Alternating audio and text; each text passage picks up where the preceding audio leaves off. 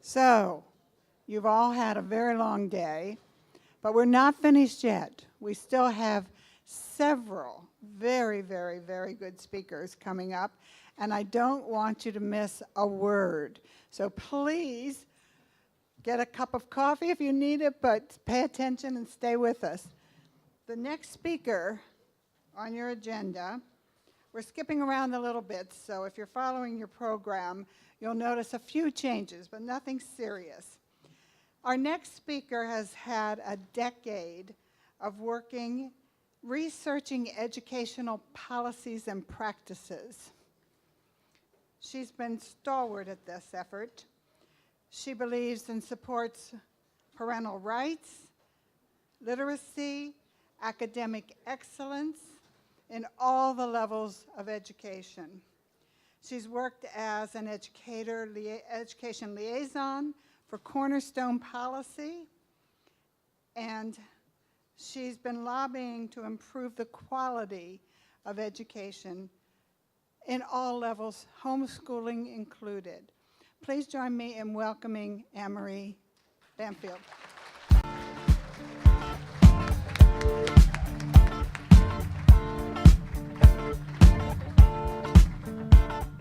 We don't need no education.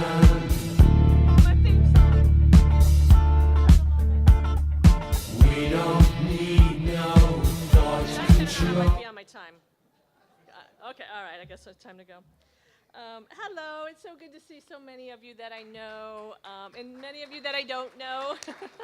And some who know me on Facebook, and now they're like, oh, that's her. Yeah, this is me.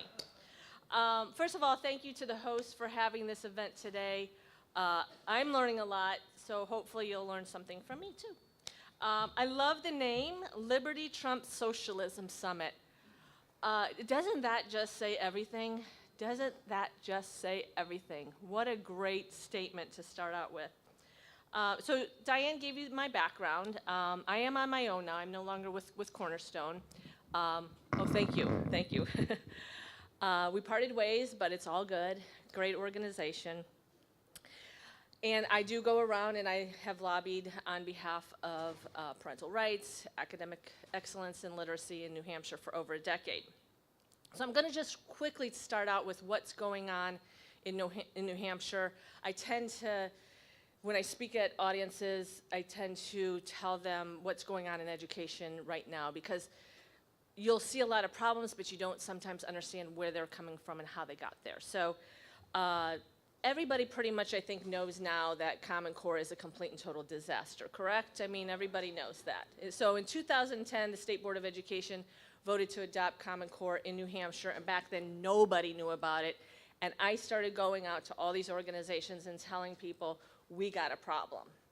And so when I talk to you today, I'm going to enlighten you about some of the other problems that are coming into public schools.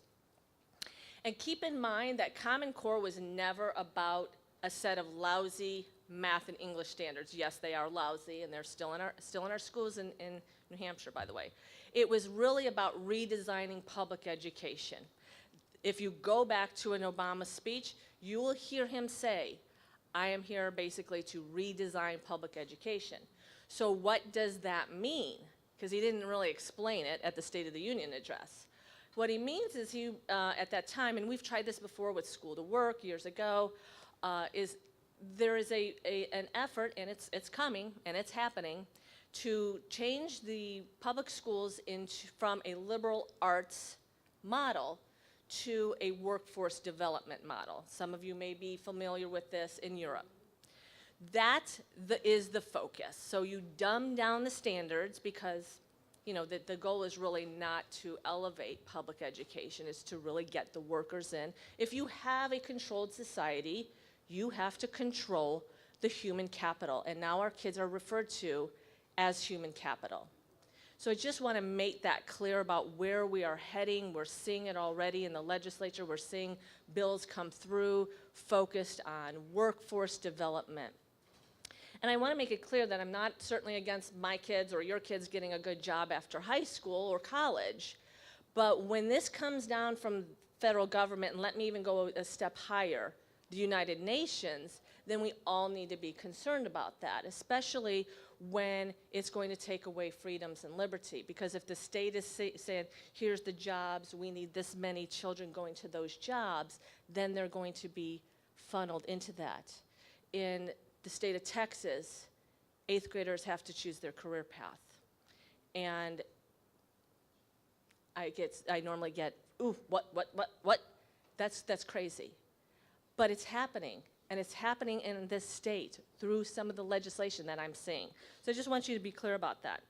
Not only do we have Common Core in the schools, we have next generation science standards that are worse than Common Core, because Common Core affects math and English.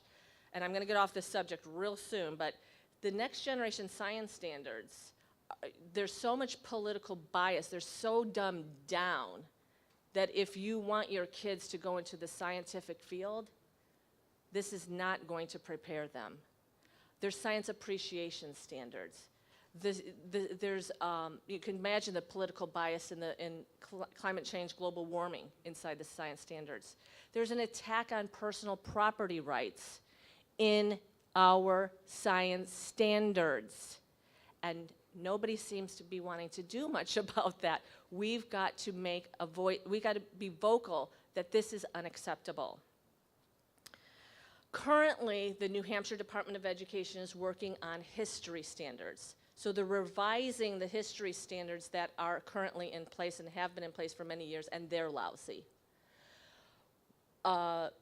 You better hope, you better pray, and you better get involved to make sure that these are of quality when they are released. So I'm going to ask every person in this room who lives in New Hampshire, when they are released in draft form, to go through them, highlight any problems with them, and go to the State Board of Education and demand better standards if that's what we are given. I have not seen them. I know they're in draft form. I know that they are working on them.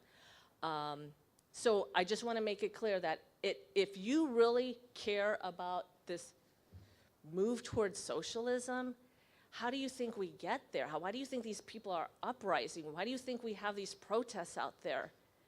Our kids are being trained in the schools. They're no longer teaching the fundamentals, the basics. So we can have an impact. We still have that power.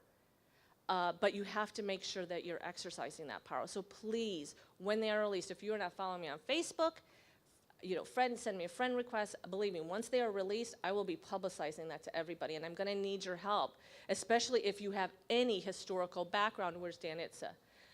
He left the room. He's one of the people I really want going through this with a fine-tooth comb, and everybody else, and really looking at.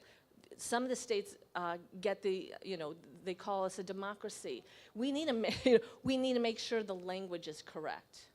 So thank you for that. Okay, so I think I'm going to ask you just a quick question. Does anybody in this room know who their school board members are? Oh, I love this. That's a pretty good amount of people. They hold so much power. You have no idea how much power they hold in their hands. And we're not exercising that. We're not running for school board. Okay, we have some exceptions in the room, Ralph.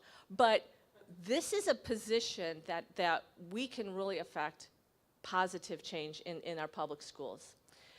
So we need to get out there. We need to run for school board. We need to figure out who's on our school board. We need to start communicating with them. I lived for 15 years in Bedford. I just moved to Hampton a year ago. I lived for 15 years in Hampton. My kids never attended the Hampton or Bedford schools, and my school board members heard from me probably weekly for 15 years. 15 years. If I showed you my tax bill, you would know why. I demanded to be heard. Luckily, they were very courteous and were kind to me. So that's the other thing is this is the this is what I think so many conservatives are missing out on.